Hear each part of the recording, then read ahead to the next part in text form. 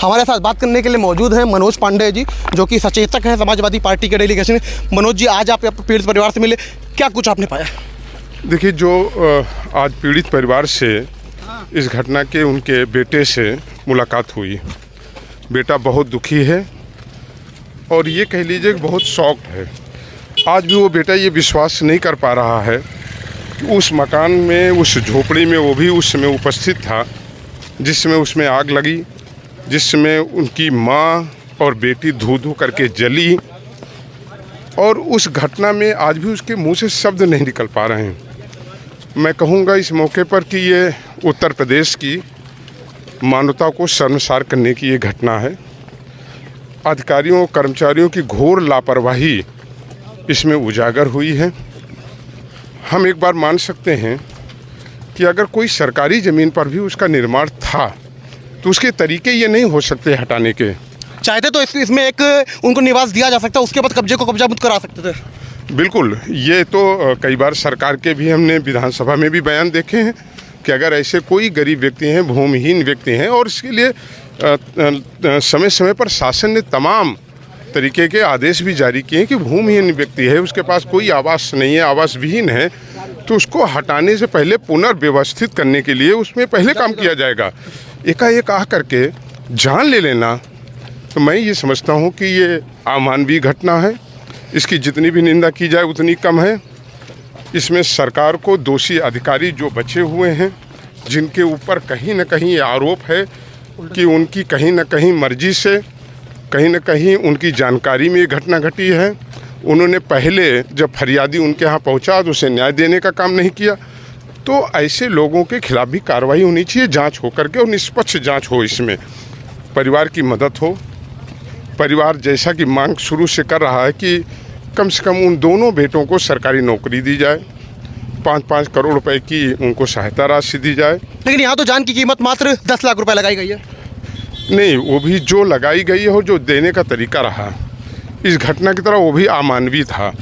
काश हमारे कमिश्नर साहब थोड़ा सा तकलीफ करके यहाँ आए होते, शोक संतप्त परिवार को उसके घर आकर के या उसके उस स्थान पर जहाँ घटना घटी है उसको दिए होते, तो हमें लगता कि निश्चित रूप से उनकी भी कुछ संवेदनाएं।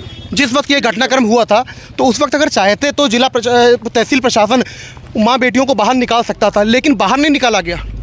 देखिए, सबसे बड़ी तो घटना यही है कि तमाशबीन होकर के लोग तब तक देखते रहे जब तक दोनों माँ और बेटी झुलस करके मर नहीं गए, और उनको बचाने की जगह पे या तो कुछ लोग तमाशबीन बने रहे या तो घटनास्थल पर से वो भाग गए।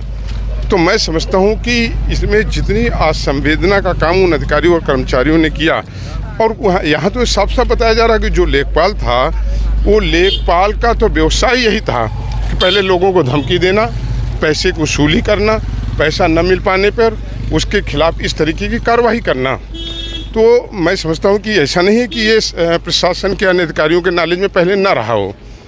तो हमारी तो मांग यही है कि इसको माननीय उच्च न्यायालय की किसी सिटिंग माननीय न्यायाधीश इसकी जांच कराई जाए, निष्पक्ष जांच हो, जिससे कि दूध का दूध, पानी का पानी अलग हो सके। जिलाधिकारी खुद कहीं ना कहीं आरोपों के घेरे में है, लेकिन वह स्वयं जांच के लिए आदेशित कर रही हैं, तो क्या लगता है निष्पक्ष जांच हो पाएगी? नहीं, जब कुएं में भांग पड़ी होगी तो कोई भी पानी पिएगा तो वो नशीला ही होगा। मैंने कहा इसीलिए कि इसमें जिन लोगों के दामन पे इसके छिट्टे आए हैं उनको इस जांच से बाहर करके और तब इसमें जांच की जाए, तब मालूम होगा कि इसमें कौन कौन लोग संलिप्त थे। कानपुर देहात महोत्सव आप ज़्यादा ज़रूरी समझते हैं या फिर एक पीड़ित परिवार की मदद? आज पूरा देश देख रहा है इसे। एक देश के नागरिकों के मन में यही पीड़ा है कि एक तरफ जब तड़प तड़प के बेटी और बहन की मृत्यु हुई हो, और उस समय वहाँ का जो ज़िले का सबसे बड़ा अधिकारी हो वो कहीं ऐसे काम में व्यस्त रहा हो जिसको देख करके कहीं ना कहीं मानवता शर्मसार हुई है। क्या समाजवादी पार्टी की तरफ से पीड़ित परिवार को कुछ आर्थिक सहायता दी जाएगी? आज हम लोग माननीय राष्ट्रीय अध्यक्ष जी को सारी बातें अवगत कराएंगे।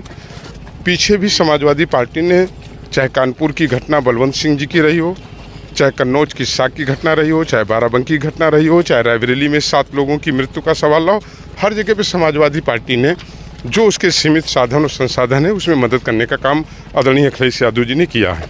अखिलेश यादव क्या यहाँ पर मौके पर आएंगे, पीड़ित परिवार से मुलाकात करेंगे? उन्हीं के निर्देश पर हम लोग आज यहाँ आए हैं और हम लोग जिम्मेदार लोग हैं। ये थे हमारे साथ मनोज पांडे जी, जो कि समाजवादी पार्टी के डेलीगेशन के मुख्य सचेतक हैं, जिनका साफ तौर पर कहना है कि अखिलेश यादव हो सकता है हमारी रिपोर्ट सौंपने के बाद यहाँ पर आएँ और पीड़ित परिवार से मुलाकात करें। मुलाकात करने के बाद कोई बड़ी बात नहीं है, आर्थिक सहायता भी दे सकते हैं, लेकिन इनका साफ तौर पर कहना है कि जिलाधिकारी स्वयं ही अगर इस पूरे मामले में दोषी हैं तो उन पर जब तक कार्रवाई नहीं होगी तब तक हम इस युद्ध स्तर तक पूरी लड़ाई लड़ेंगे।